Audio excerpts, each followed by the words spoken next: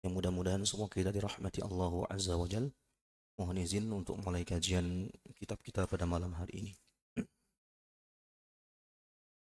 Bismillahirrahmanirrahim. Assalamualaikum warahmatullahi wabarakatuh. Innal hamdalillah alladzi wa kafa wassalatu wassalamu ala nabiyil mustafa wa ala alihi wa sahbihi wa man walah la hawla wa la quwwata illa billah. Qala Allah ta'ala fi kitabihil karim. A'udzu billahi minasy syaithanir rajim. Subhanalladzi asra bi'abdihi laylan minal masjidil haram ilal masjidil aqsa alladzi barakna hawlahu linuriyahu min ayatina innahu huwas samiul basir. Wa qala Rasulullah sallallahu alaihi wasallam la tushaddu ar-rihal illa ila thalathati masajid al-masjidil wal masjidil aqsa wa masjidi hada. Rawahul Bukhari wa Muslim. Sadaqallahul azim wa sadaqa rasuluhul karim wa nahnu ala dhalika minasy syahidin, amma ba'du. Alhamdulillahi rabbil alamin. Puji dan syukur senantiasa kita haturkan kehadirat Allah Subhanahu wa taala, Zat yang maha tinggi dan mampu untuk meninggikan siapapun yang Allah kehendaki. Dialah Zat yang maha luhur dan mampu untuk meluhurkan siapapun yang dikehendaki olehnya. Dialah Allah Subhanahu wa ta'ala sang maha besar yang mampu untuk membesarkan siapapun yang Allah ingin besarkan. Di genggamannya lah kekuasaan langit dan bumi dan alam semesta ini beserta isinya. Walhamdulillah, kita merupakan bagian di antara ciptaan Allah yang merupakan bagian dari alam semesta tersebut, yang mampu diberikan kekuatan, kemampuan, akal untuk merenungi segala bentuk apapun, segala ciptaan Allah Subhanahu wa ta'ala di alam semesta ini. Maka beruntunglah kita menjadi hamba-hamba Allah yang dipilih oleh Allah Subhanahu wa ta'ala, yang memiliki akal, yang mampu untuk menggunakan akal kita untuk mentafakuri, mentadaburi ayat-ayatnya, yang dengannya kita mampu untuk mengistiqomahkan keimanan dan ketakwaan kita kepadanya. Mudah-mudahan Allah Subhanahu wa ta'ala senantiasa menjaga keistiqomahan kita di dalam takwa ini hingga Allah wafatkan kita menjadi hamba-hamba Allah yang meraih husnul khatimah. Amin ya rabbal alamin. Salawat teriring salam senantiasa kita haturkan junjungan Nabi agung kita Muhammad bin Abdullah sallallahu alaihi wasallam, kepada ahli keluarga beliau, kepada para sahabatnya yang mulia, generasi tabi'in, tabi'it tabi'in, dan tentunya kita yang berada di akhir zaman ini, yang berusaha untuk menegakkan aturan-aturan dan ajaran Al-Quranul Karim dan sunnah-sunnah Nabi kita Muhammad sallallahu alaihi wasallam, yang kelak di yaumil qiyamah kita mengharapkan dambaan syafaat dari beliau alaihi salatu wasalam dan syafaat-syafaat yang lainnya. Amin ya arhamar rahimin. Bapak Ibu ma'asyiral muslimin, sidang jamaah salat maghrib wa insyaallah isya dan kajian kitab Syama'il Muhammadiyah lil Imam At-Tirmidzi rahimahullahu taala, yang alhamdulillah insyaallah malam hari ini kita akan kembali dalam mengkaji yaitu karakter, ciptaan dan sifat yang dimiliki oleh Rasulullah sallallahu alaihi wasallam, yang tentunya dalam keseharian beliau ini adalah sesuatu yang sungguh sangat sempurna, yang kita sebagai seorang muslim mampu untuk mencontoh dan meneladani kehidupan beliau alaihi salatu wassalam, yang ditulis dalam karya Al-Imam At-Tirmidzi dalam kitab yang insyaallah fenomenal ini. Bapak Ibu ma'asyiral muslimin rahimani wa rahimakumullah. Terakhir yang kita bahas yaitu hadis yang diriwayatkan dari Abu Hurairah radhiyallahu taala anhu, yang dimana Rasulullah Muhammad sallallahu alaihi wasallam, kanjeng Nabi kita, suatu ketika keluar dalam keadaan lapar. Kemudian datang menghadaplah Abu Bakar As-Siddiq radhiyallahu taala anhu sebagai sahabat karibnya, Ya, tentunya hanya untuk melihat wajahnya Nabi kita Muhammad sallallahu alaihi wasallam. Tentunya beliau pun juga dalam keadaan lapar. Namun laparnya mampu untuk diempet oleh baginda Abu Bakar As-Siddiq radhiyallahu taala anhu. Ketika Umar bin Khattab pun juga menjumpai mereka berdua dalam keadaan perut ya, yang kosong dan penuh dengan rasa lapar, maka beliau utarakan ya, dengan sejujur-jujurnya bahwasanya beliau dalam keadaan lapar. Nonton gitu. Itu bedanya Abu Bakar As-Siddiq dengan Umar bin Khattab. Langsung to the point. Saya lapar, ya lapar. Ini benar, ya benar. Ya ini salah, ya salah. Betul lah jikalau beliau dijuluki dengan gelar Al-Faruq. Ya. Jadi ceplos-ceplos sudah. Mana yang A, mana yang B. Mana yang hak dan mana yang batil. Taib ikhwatal iman rahimani wa rahimakumullah. Kemudian bertemulah dengan salah satu di antara sahabat Ansar yang bernama Abul Haitham Ibnu Taihan Al-Ansari radhiyallahu anhu, dan dijamulah oleh beliau ini mereka Rasulullah SAW dan para sahabatnya dengan jamuan yang masya Allah disediakan kurma rutab, ya, kurma muda, kemudian kambing, ya Pak, kambing guling bukan kambing, pokoknya kambing Pak, ya, dihidangkan dan minuman yang segar yang langsung diambil dari mata air, jadi oase di kota Madinah Al-Munawwarah. Dan masya Allah mereka mampu untuk menikmati hidangan malam tersebut. Alhamdulillah ya ala kulli hal. Lantas beliau merespon dari hidangan ini, mengajak kepada kedua sahabatnya, maka nikmat seperti ini itu akan ditanya, ya, akan dimintai pertanggungjawaban kelak pada hari kiamat. Yang menjadi nikmat yang kita makan, yang mampu untuk kita rasakan, ini akan dihisap oleh Allah Subhanahu wa taala. Sedangkan yang menjadi dosa-dosa dan maksiat kita, sesuatu yang haram, semuanya akan diazab oleh Allah Subhanahu wa taala, illa man rahima rabbana, kecuali Allah Subhanahu wa taala memberikan ampunan dan rahmatnya kepada hamba Allah tersebut. Baik Bapak Ibu, ma'asyiral muslimin rahimani wa rahimakumullah. Kemudian beliau utarakan pula ternyata ada dua hal, yang dimana dua hal inilah yang mengiringi kehidupan atau bersahabatnya seorang nabi ataupun seorang khalifah, yang dimana Allah akan memberikan di antara salah satu utusannya, yaitu dua utusan. Artinya dua orang yang akan menemani kehidupan seorang nabi ataupun seorang khalifah. Artinya teman dekat senantiasa yang menolong kehidupan mereka. Yang pertama adalah teman sahabat karib, teman dekat yang senantiasa menyuruhnya kepada ranah budaya, amar ma'ruf nahi mungkar. Itu yang pertama. Yang kedua, ikhwatal iman, adalah sahabat yang senantiasa menjaga, ya, sang nabi ataupun seorang khalifah tersebut dari hal-hal yang membahayakan, ya, yang melindungi, ya, seorang nabi ataupun seorang khalifah. Kita lihat bahwasanya Abu Bakar As-Siddiq adalah bitonah, adalah sahabat karibnya Rasulullah SAW yang senantiasa mengajak kepada amar ma'ruf nahi mungkar. Dan Umar bin Khattab adalah sebagai armornya, sebagai tamengnya Nabi Muhammad alaihi salatu wassalam. Baik. Kalau kita, siapa Pak? Siapa bodyguard kita?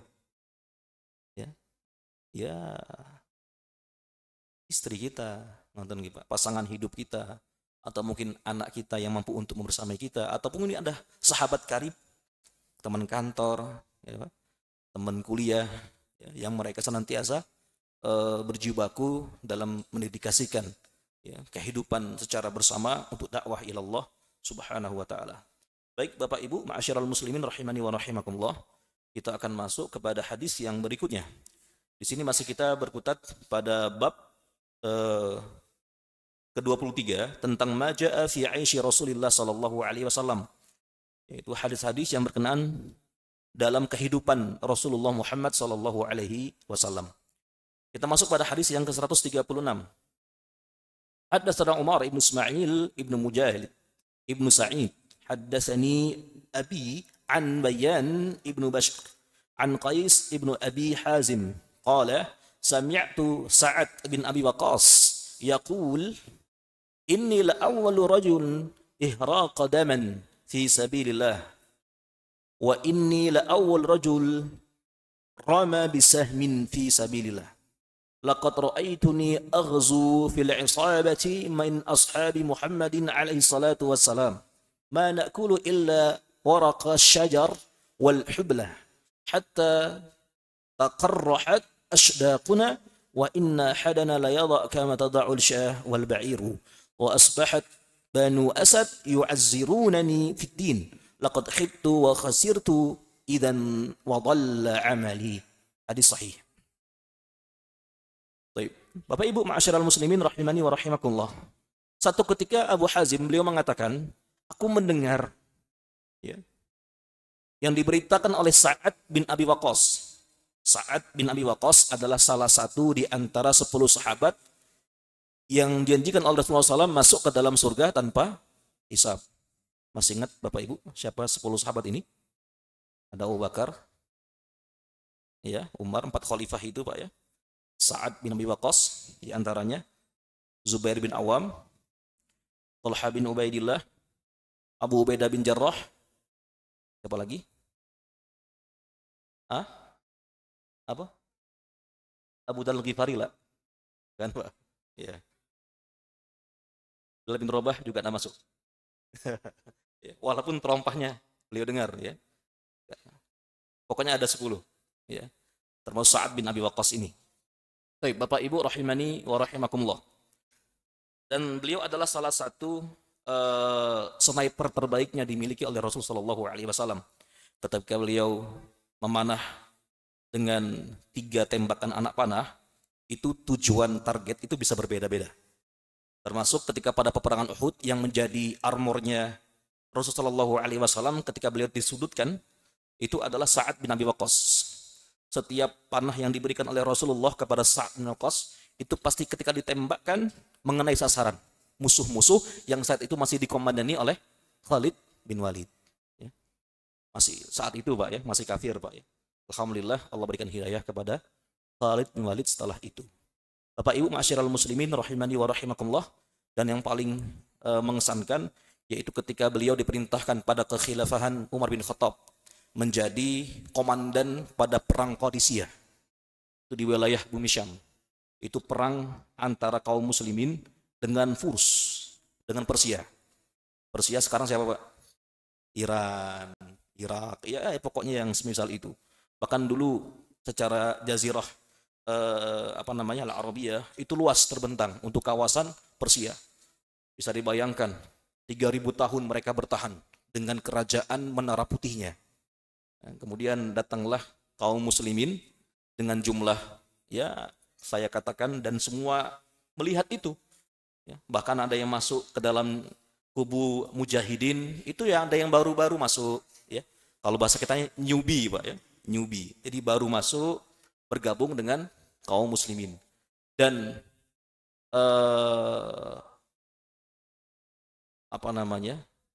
antara dua kubu itu timpang sekali jumlahnya. Sama halnya dengan perang Badar. Jikalau kaum muslimin saat itu jumlahnya ya, sekitar 30.000, ada yang mengatakan 38.000. Sedangkan kaum musuh dari bangsa Persia itu sampai ke 130.000 ya. Bahkan ada yang mengatakan 200.000. Ini jumlah yang sangat timpang sekali. Namun karena Sa'ad bin Abi Waqqas beliau begitu cerdas, kemudian membagi beberapa taktik strategi perang dibagi. Ada 6, ya ada ya kayak macam bola begitu Pak. Ya ada lini tengah, ada gelandang, ada belakang dan begitu seterusnya. Nanti akan dibagi lagi kubu-kubu kecil gitu kan ya.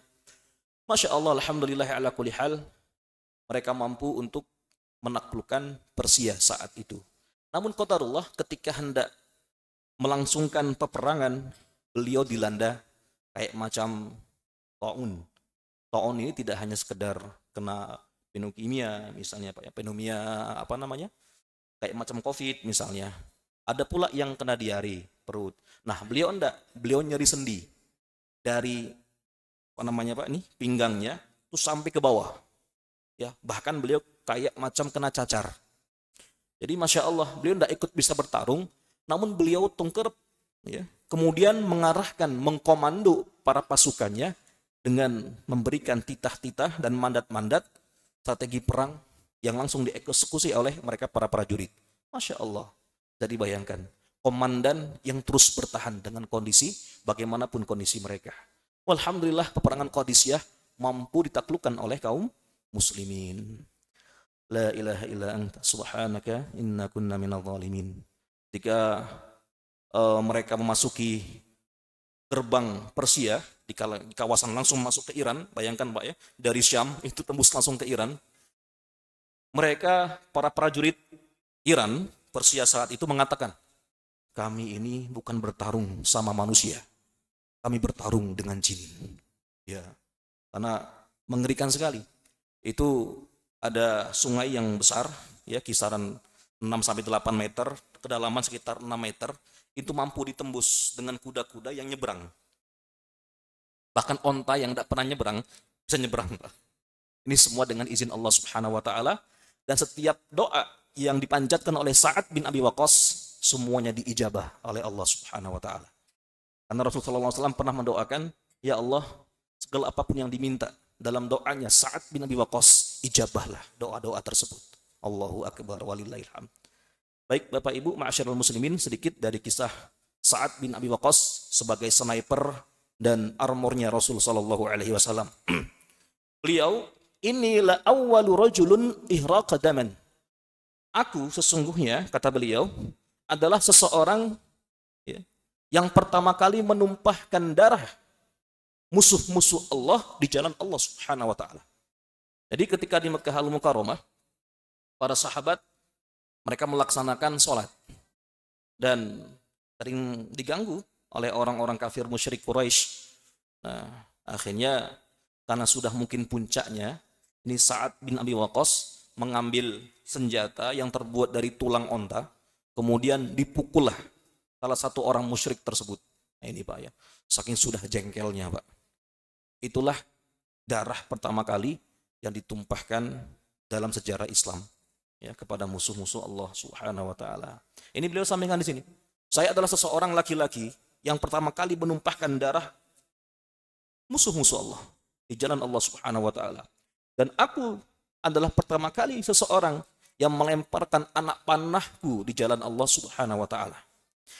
Dan aku sungguh melihat diriku berperang di jalan Allah Subhanahu wa Ta'ala dengan seluruh peperangan yang diikuti oleh Rasul Muhammad SAW ataupun yang tidak diikuti oleh Rasul SAW. Bisa dibayangkan Pak ya?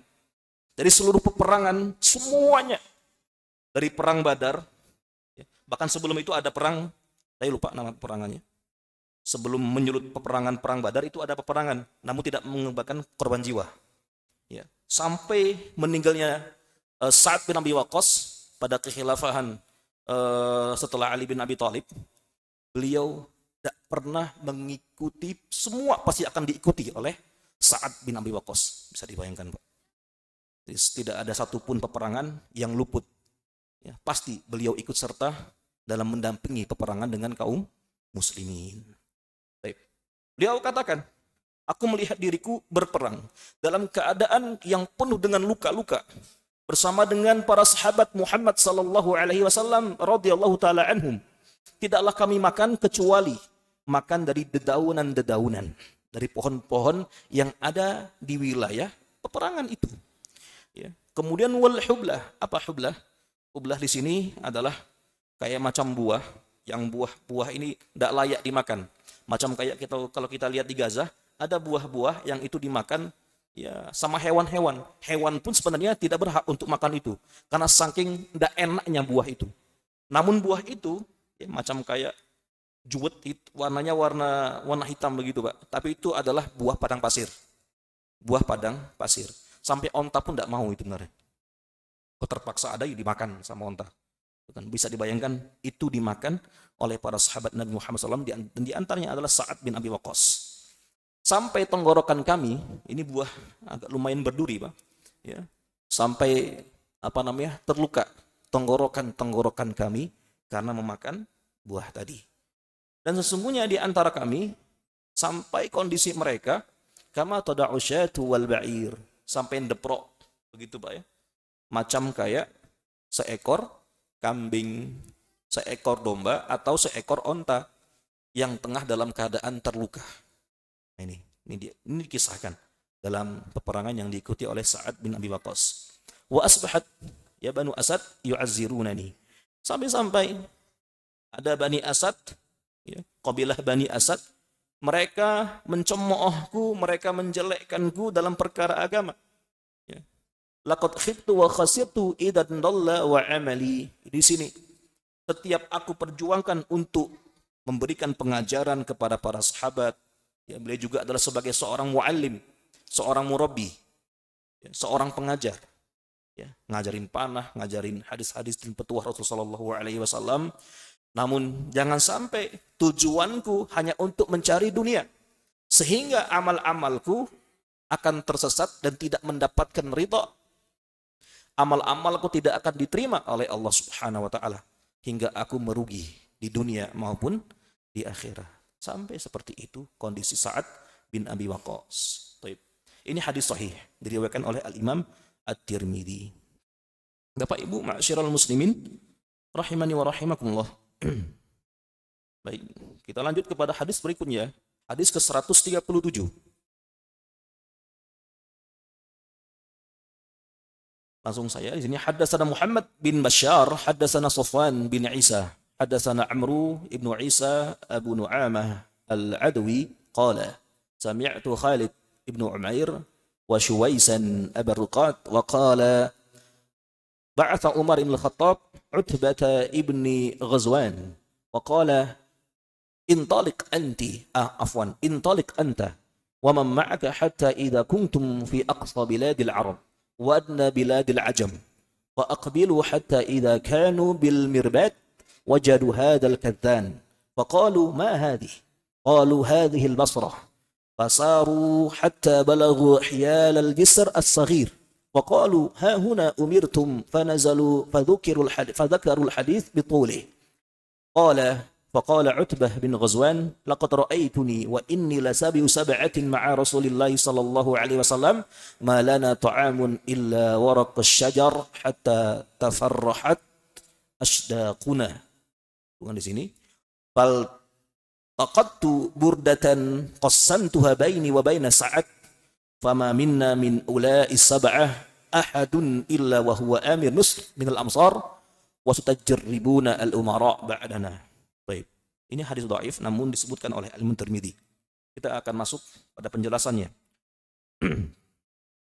Dikatakan di sini Isa bin Abu Nu'amah Al-Adwi, beliau mengatakan, aku telah mendengar Khalid bin Umair dan Shuwaisan Abu Ruqat, beliau mengatakan, satu ketika radhiyallahu anhuma Umar bin Khattab mengutus Utbah bin Ghazwan. Lantas beliau mengatakan, ini yang mengatakan adalah Umar bin Khattab Al-Faruq, intalik anta, pergilah engkau dan bersama dengan orang-orang yang bersamamu hatta idza kuntum fi aqsa biladil Arab, sampai engkau tiba di wilayah yang paling bawah, yang paling ujung dari Jazirah Al-Arabiyah, wa adna biladil Ajam, dan yang paling dekat dengan negara asing. Mungkin Pak, itu di wilayah Basrah.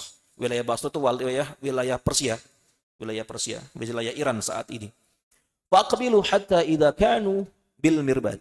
Maka terimalah dan kemudian sampai kalian di Al-Mirbad. Jadi Mirbad di sini adalah tempat di mana semacam kandang, hewan-hewan unta itu mereka kumpul di sana hanya untuk makan, minum dan seterusnya. Kalau kita bicara ya kayak macam oase ataupun lembah-lembah. Baik. Wajadu hadzal kadhan. Kemudian mereka akan mendapatkan batu-batu yang kecil-kecil, Pak, dan itu cenderung ke berwarna putih. Ya. Dan itu dekat dengan wilayah Basrah. Wilayah Basrah yaitu wilayah Persia. Basrah, Kufah, dan yang semisal itu. Terakhir Sa'ad bin Abi Waqqas juga menjadi gubernur wilayah Persia saat itu. Ya, wilayah Persia. Baik, Bapak Ibu rahimani wa rahimakumullah. Qalu, ya, faqalu ma hadhihi? Apa ini? Qalu hadhil Basrah. Inilah Basrah. Beda Pak ya, Al-Basrah sama Busrah. Kalau Basrah itu di wilayah Iran saat ini, Iran. Kalau Busrah itu di wilayah Syam. Ya, ada namanya Basrah, ada Busrah, itu beda. Kalau Basrah itu di wilayah Persia, Iran saat ini.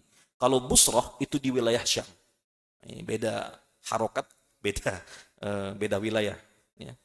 Fasaru, sampai mereka berjalan dan hingga mereka ada bertemu dengan jembatan kecil. Ya. Langsung mereka mengatakan, hahuna umirtum. Disinilah kalian diperintahkan untuk turun. Sebagaimana hadis Nabi sebagaimana diceritakan bahwasanya hadis tersebut oleh sahabat yang mulia yaitu Utbah bin Ghazwan. Agak panjang hadisnya. Qala, beliau mengatakan, laqad ra'aituni, aku melihat diriku bahwasanya sungguh aku di antara ketujuh di antara 7 sahabat yang membersami Rasul Muhammad SAW dalam sebuah peperangan. Malana ta'amun, yang kami tidak memiliki makanan, persediaan makanan, kecuali kami makan dedaunan-dedaunan dari pepohonan-pepohonan. Ya. Hingga tenggorokan kami terluka. Kemudian aku mendapati ada sebuah selimut. Kemudian selimut itu aku bagi berdua. Satu untuk diriku, satu untuk Sa'ad. Ini bukan Sa'ad bin Abi Waqqas. Disebutkan di sini namanya adalah Sa'ad bin Malik. Bukan Sa'ad bin Abi Waqqas, namun Sa'ad bin Malik. Baik. Fama minna min ulaika sab'ah. Dan tidaklah di antara kami, di antara 7 orang tersebut, ya, kecuali kami menjadi amir atau menjadi gubernur dari wilayah-wilayah yang dipimpin nantinya oleh para khalifah. Itu Khalifah Umar bin Khattab radhiyallahu anhu dan Khalifah Utsman bin Affan. Ya. Masalahnya fasatujarribunal umara ba'dana. Kalian akan mendapatkan fitnah dari para umara sepeninggal kita, sepeninggal kami. Ya. Karena setelah kematian Umar bin Khattab, Sa'ad bin Abi Waqqas itu adalah salah satu dewan syura untuk menentukan siapa pengganti setelah Umar bin Khattab. Ternyata adalah Utsman bin Affan. Nah, disitulah mulai ada percikan-percikan pemberontakan. Ya. Yang seharusnya ya, ini tidak terjadi untuk Utsman bin Affan. Wallahu a'lam bishawab. Ternyata inilah yang dipelopori oleh mereka orang-orang Khawarij. Yang mereka berusaha untuk menentang segala apapun kebijakan dan keputusan dari khalifah yang ketiga tersebut. Dan puncaknya lagi setelah sepeninggalnya Utsman bin Affan dipegang oleh Ali bin Abi Thalib. Nah, disinilah embrio perpecahan itu sangat sungguh luar biasa. Apalagi ada fitnah yang terjadi antara kubu Muawiyah bin Abi Sufyan dengan Ali bin Abi Thalib. Bahkan di antara para prajurit Ali bin Abi Thalib itu berusaha untuk mendekati Sa'ad bin Abi Waqqas. Untuk apa? Lobby. Supaya beliau ikut ke kubunya Ali bin Abi Thalib. Ini dalam sebuah riwayat. Namun apa dikatakan oleh Sa'ad bin Waqqas? Aku diperintahkan oleh Rasulullah SAW hanya untuk menyuruh umat manusia mengatakan asyhadu an la ilaha illallah wa asyhadu anna Muhammadar Rasulullah, mengerjakan salat, menunaikan zakat, berpuasa bulan Ramadan, ya, mengerjakan ibadah haji bagi mereka yang mampu. Jikalau mereka mengerjakan hal itu semua, maka mereka mendapatkan jaminan keamanan dan darahnya tidak halal untuk ditumpahkan. Ini adalah perintah Rasul Muhammad SAW. Jadi beliau tidak berpihak kepada apapun. Beliau hanya berpihak kepada kebenaran dan ingin kedua sahabat ini rekonsiliasi dalam kebaikan itu. Sebenarnya yang menjadi permasalahan adalah dikomporinya oleh mereka gembong-gombong orang munafikun dan orang-orang Khawarij. Tidak ada masalah antara Muawiyah dengan Ali bin Abi Thalib. Namun tadi api hari demi hari itu sedemikian memanas. Ya.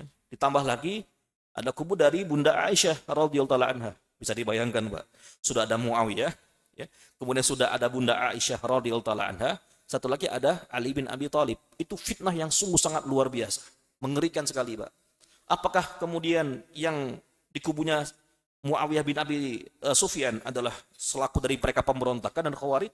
Tidak bisa kita mengatakan seperti itu. Kalau kita dengar hadis Nabi SAW, ada hadis sahih, man yuridillahu bihi khairan yufaqihu fiddin. Barang siapa yang Allah kehendaki kebaikan dari diri seorang tersebut, Allah akan faqihkan dia dalam agama Islam, dalam agamanya Allah. Siapa perawinya? Muawiyah bin Abi Sufyan. Bapak Ibu ma'asyiral muslimin rahimani wa rahimakumullah. Maka para sahabat, Masya Allah, mereka diuji ya antara satu dengan yang lainnya. Apakah mereka bukan orang baik? Oh, sangat baik. Gelar mereka adalah radhiyallahu ta'ala anhum. Semoga Allah meridhai mereka. Allah ridha kepada mereka. Tadi fitnah-fitnah ini Masya Allah luar biasa. Kadang sama-sama orang baik itu bisa tidak akur, Pak. Nonton nggak, Pak ya? Karena pandangan visi misi yang berbeda. Benar, Pak ya? Ya sama-sama baik, padahal sama-sama baik. Kadang tidak masuk, tidak klub kadang-kadang. Ya ini karena beda pandangan. Ya. Bapak Ibu ma'asyiral muslimin rahimani wa rahimakumullah. Baik, kita sambung kembali di sini. Nah, sepeninggal dari meninggalnya Umar bin Khattab, kemudian tampuk khilafah dipegang oleh khalifah yang ketiga, Utsman bin Affan, Ali bin Abi Thalib, mulailah ya, petaka-petaka itu muncul, fitnah-fitnah itu muncul. Masya Allah, mengerikan sekali ya. Nanti banyak di antara para sahabat yang mereka mendapat perlakuan yang tidak baik ya di antara khalifah ya ini setelah Ali bin Abi Thalib ya, dan setelah itu banyak sekali, dan ini Masya Allah ya sungguh sangat mengerikan. Baik Bapak Ibu ma'asyiral muslimin rahimani wa rahimakumullah. Baik, kita akan masuk kepada hadis berikutnya. Hadis yang ke-138. Haddatsana Abdullah bin Abdurrahman, haddatsana Ruh ibnu Aslam Abu Hatim Al-Basri. Haddatsana Hammad bin Salamah, haddatsana Thabit an Anas bin Malik. Ini Thabit ya. An Anas bin Malik. Beliau mengatakan, qala Rasulullah sallallahu alaihi wasallam, laqad ukhiftu fillah wa ma yakhafu ahad. Walaqad udhitu fillah wa ma yu'dha ahad. Walaqad atat alayya thalathuna min baini laylatin wa yawm wa ma li wa li Bilal ta'am ya'kuluhu dhu kabat atau dhu kabit illa syai'un yuwarihi ibtu Bilal. Hadis sahih. Baik. Rasul sallallahu alaihi wasallam mengatakan dalam sabdanya, ini dari Anas bin Malik, di mana Rasulullah bersabda, sesungguhnya aku dikhawatirkan, ditakutkan ya kepada Allah Subhanahu wa taala. Beliau diberikan ilham oleh Allah, diberikan hidayah untuk senantiasa setiap waktunya takut kepada Allah Subhanahu wa taala. Ya, wa ma yakhafu ahad, dan tentunya tidak dengan seseorang di antara kalian. Ya. Walaqad udhitu fillah, dan aku pun diberikan intimidasi, kemudian dicelakai, disakiti ya di jalan Allah ini, yang mungkin di antara kalian tidak disakiti ya, oleh musuh-musuh kalian. Walaqad atat alayya salasun min baini lailatin wa yawm, dan sesungguhnya telah datang kepadaku ada 30 ya, gerombolan atau 30 kesengsaraan ya, yang itu datang setiap harinya, malam silih berganti dengan siang dan begitu seterusnya, dan tidaklah aku dapatkan jalanku ini adalah jalan pemimpin.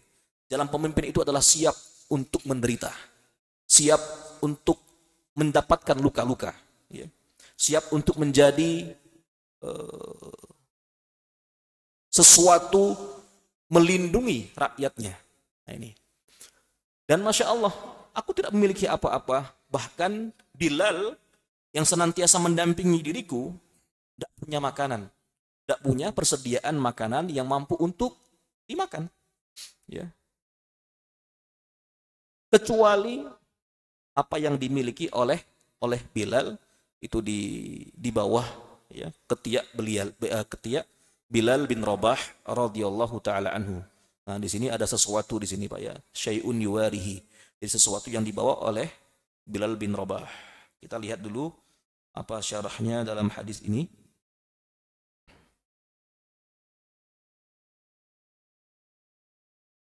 hina kharaja Nabi sallallahu alaihi wasallam hariban min Makkah wa ma'ahu Bilal. Innama kana ma'a Bilal min at-ta'am ma yahmiluhu tahta ibd.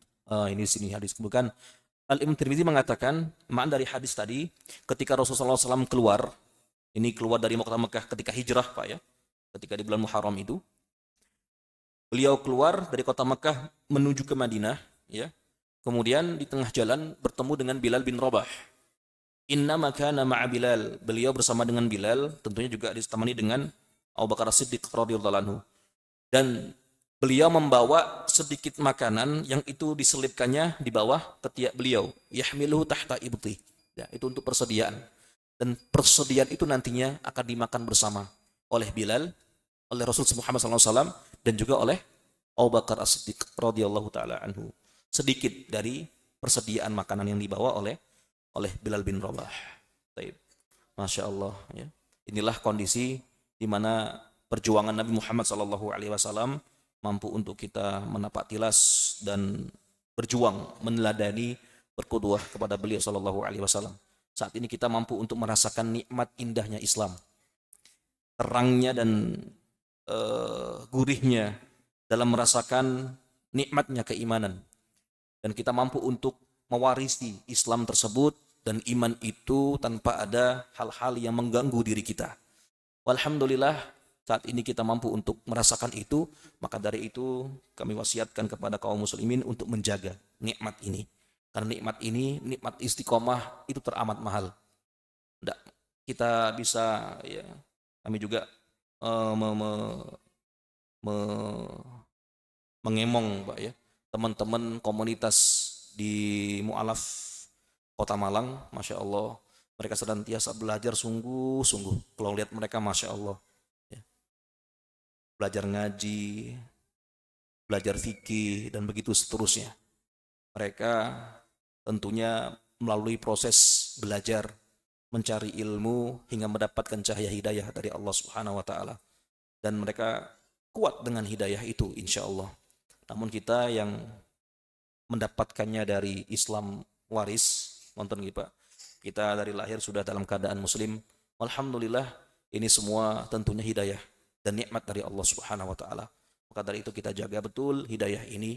Mudah-mudahan kita senantiasa melihat bagaimana perjuangan Rasulullah SAW dalam mendakwahkan Islam ya, di negara kita, di negeri ini. Mudah-mudahan kita menjadi hamba-hamba Allah yang senantiasa dimudahkan untuk terus istiqomah dalam jalan Islam ini. Amin ya rabbal alamin. Baik, ada pertanyaan Bapak Ibu? Monggo bisa disampaikan.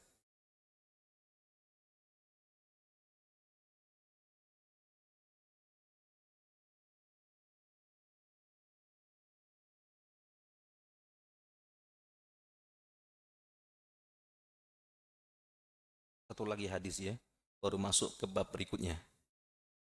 Baik. Kita habiskan satu hadis ini atau bagaimana? Atau next? Next saja ya. Karena sudah waktu masuk azan berkumandang, kita cukupkan sampai di sini untuk satu hadis yang masih ada dalam bab Maja'a fi Aisyah Rasulullah sallallahu alaihi wasallam, akan kita sambung pada pertemuan berikutnya dengan izin Allah Subhanahu wa taala. Mudah-mudahan saya selalu buat panjenengan semua, dan tentunya kita dijauhkan dari hal-hal yang khurafat, hal-hal yang tidak baik ya. Apalagi saat ini kita masuk kepada masa-masa banyaknya karnaval Pak ya. Sonhorek di mana-mana, sedangkan fatwa dari MUI sudah jelas ya Pak. Namun tetap berjalan sonhorek tersebut. Ya mudah-mudahan sahabat kita, saudara-saudara kita diberikan hidayah oleh Allah Subhanahu wa taala untuk tidak